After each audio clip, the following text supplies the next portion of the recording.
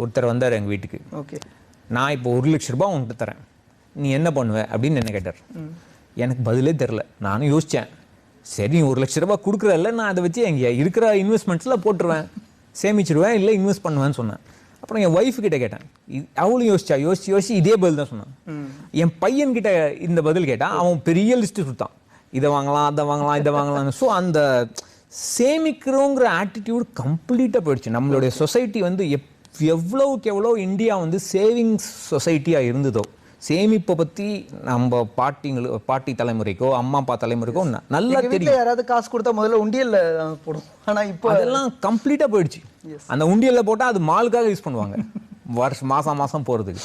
So கம்ப்ளீட்டாக அது போயிடுச்சு. அதாவது வாழ்க்கை இன்னைக்கு ஒரே வாழ்க்கை, இன்னைக்கு என்கிட்ட பைசா இருக்குது, இப்போ நான் வாழ்ந்துட்டு போகிறேனே அப்படிங்கிற ஒரு மென்டாலிட்டி வந்துடுச்சு எல்லாருக்கும்.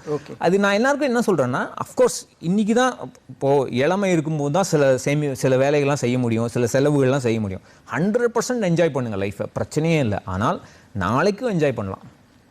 ஸோ நீங்கள் வந்து கொஞ்சம் என்ஜாய் பண்ணிவிட்டு கொஞ்சம் இன்வெஸ்ட் பண்ணிங்கன்னா அந்த என்ஜாய்மெண்ட் வாழ்க்கை பூரா இருக்கும்.